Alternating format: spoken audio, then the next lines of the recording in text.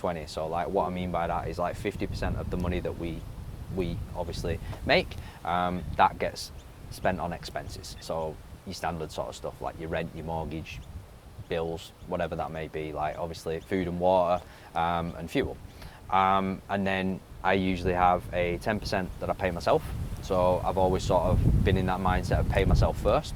So 10% of my earnings come to me, and they just like literally sit in my own account, and I can spend that on whatever I want. So I got this idea from a guy called Pape, who's the Barefoot investor, and literally he has a 4 bucket rule. So it's literally like you have an expenses, a splurge, a smile, and a fire extinguisher. And obviously my 50% is my expenses, my 10% is my splurge, my 20% is my smile. So my smile, that 20% gets split up between my wife and my daughter, because that makes me smile. And obviously it's something that obviously I help to sort of help secure their future as well. And then the other 20% is obviously a fire extinguisher. Like emergency fund. Exactly, yeah. So, but even with a fire extinguisher, I have sort of a limit to what that will generally be. So it's normally between $1,000 and $2,000. Once it gets past that point, I'll then sort of probably take that money out, because when in real life do you need more than, like people will sort of give the term 3 months, 6 months sort of emergency fund. You don't really need that in reality. When have you ever sort of had a time where you've got to use 3 months of your sort of income to pay on an emergency? Yeah, probably not 3 months. Doesn't really happen. Like a car, needs servicing. Maybe I get a repair, something like that. Or sickness. Yeah, but you're not really going to use it. So generally what I do is once I get to a certain point, I'll take that money out, and that will then go into my investment fund.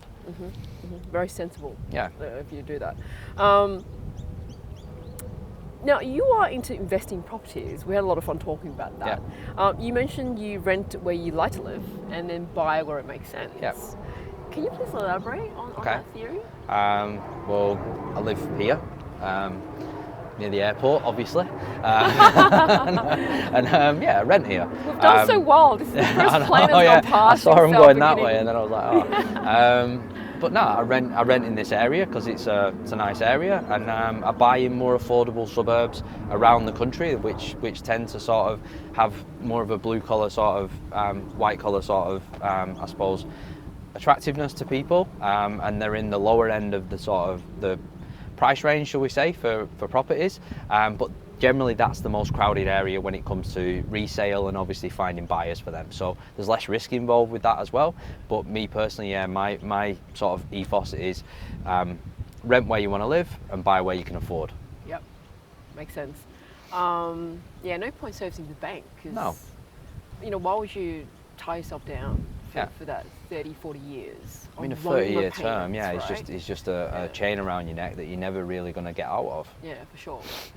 I think start with what you're saying, where it's affordable, and reach higher. It doesn't mean you have to stay there. Obviously, like the very first purchase that I bought was $400,000. Like that obviously is a lot of money to a lot of people, but for me, I could afford that. So I was like, right, okay, I wasn't really excited by it. It's not something that's sort of shiny and sexy, but it was a starting point, and you sort of use that as a building block, and then you move up from there and you progress up the ladder and you start buying bigger sort of assets, and eventually once you get to a point where you're building enough assets in there, you can then start looking at bigger projects after that as well, which is now what I'm starting to do. So I'm starting to transition from residential real estate into commercial real estate.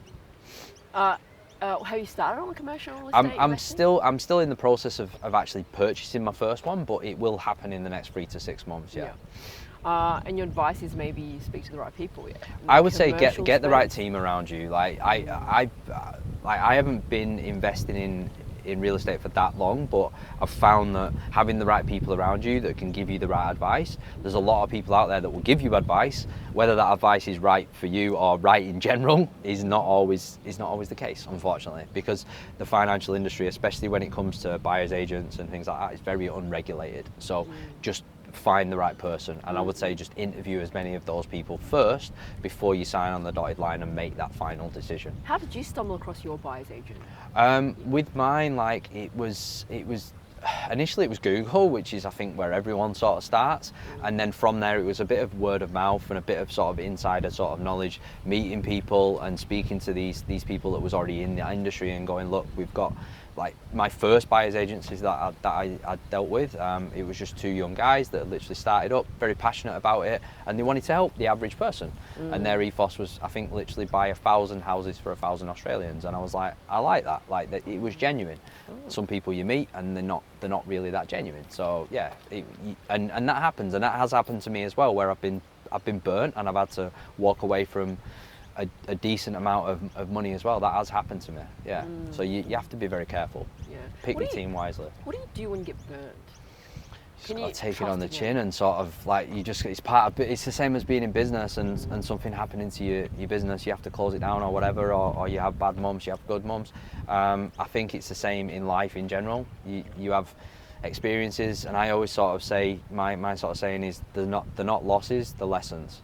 So you've just got to learn from that and literally learn to trust again, I suppose, and like I said, yeah, find the right people around you. If you don't have the right advice, you're not going to get the best results.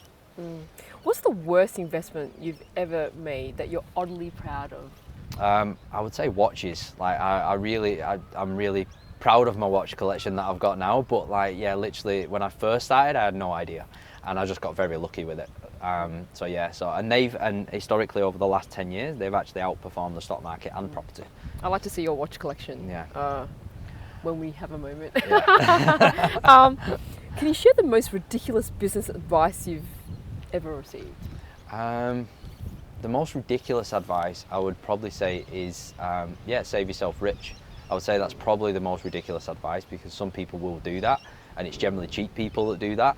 And I did start doing that initially, and I didn't see any growth from that. So it was a ridiculous sort of piece of advice that I received. Yeah. I just think you can't cut out the avocado. Like you can't cut out coffee. No. Yeah, you can't just save yourself to you can't do that. Yeah. Right? Yeah. Having things like basically making that decision on a daily basis of, oh, I can't have my coffee today, or doing whatever it is. They're $3 questions. Like, you shouldn't really be asking yourself those questions.